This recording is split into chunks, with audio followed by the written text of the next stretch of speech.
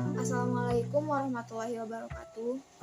Perkenalkan, nama saya Siti Mulyani dari kelas 04 SAKP 011 dengan NIM 20 10 11 204 63. Di sini saya akan membuat video kedua saya untuk memenuhi tugas mata kuliah perilaku organisasional tentang dasar dari perilaku kelompok.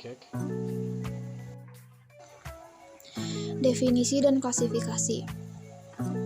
Kelompok adalah dua individu atau lebih yang berinteraksi dan saling bergantung yang datang bersama-sama untuk mencapai tujuan tertentu.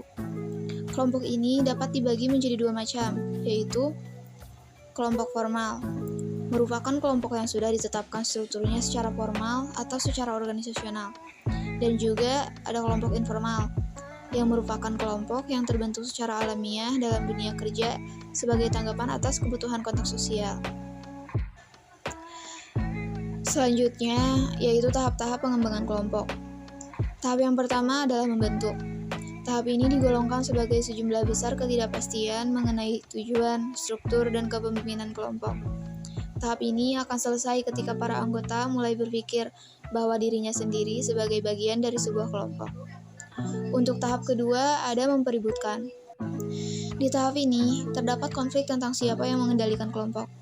Ketika tahap ini selesai, maka akan ada hierarki kepemimpinan yang relatif jelas dalam sebuah kelompok tersebut. Yang ketiga, yaitu tahap menyusun norma. Sekarang terdapat rasa identitas kelompok yang kuat dan persahabatan. Tahap ini selesai ketika struktur kelompok mengeras dan kelompok telah berasimilasi serangkaian ekspektasi umum mengenai apa yang mendefinisikan perilaku anggota yang benar. Yang keempat ada tahap mengerjakan. Struktur pada poin ini sepenuhnya fungsional dan diterima. Energi kelompok telah berpindah dari mengenal dan memahami satu sama lain hingga mengerjakan tugas yang ada. Dan untuk yang terakhir adalah tahap membubarkan. Bagi kelompok kerja yang permanen, mengerjakan adalah tahap terakhir pengembangan. Namun untuk kelompok kerja yang bersifat sementara, yang memiliki tugas yang terbatas untuk mengerjakan, tahap membubarkan adalah untuk mengakhiri kegiatan dan mempersiapkan diri untuk pembubaran. Sekarang kita lanjut ke materi tentang pengambilan keputusan kelompok. Pengambilan keputusan kelompok dapat secara luas digunakan dalam organisasi, tetapi keputusan kelompok lebih disukai bila diambil oleh individu. Namun, hal tersebut bergantung pada sejumlah faktor dengan melihat pada kekuatan dan kelemahan dalam pengambilan keputusan kelompok tersebut. Adapun kekuatan dari sebuah keputusan dalam kelompok, diantaranya sebagai berikut. Yang pertama, kelompok dapat menghasilkan informasi dan pengetahuan yang lebih lengkap.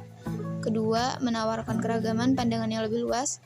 Dan ketiga, kelompok mengarah pada meningkatnya penerimaan suatu solusi. Sedangkan untuk kelemahannya, yaitu keputusan-keputusan menghabiskan waktu karena kelompok umumnya memerlukan lebih banyak waktu untuk mencapai suatu solusi. Lalu, terdapat kepatuhan tekanan. Pembahasan kelompok dapat didominasi oleh salah satu atau beberapa anggota. Dan terakhir, keputusan kelompok yang lemah akan menimbulkan tanggung jawab yang ambigu. Sekian video dari saya. Semoga bermanfaat. Dan kurang lebihnya mohon dimaafkan. Terima kasih. Wassalamualaikum warahmatullahi wabarakatuh.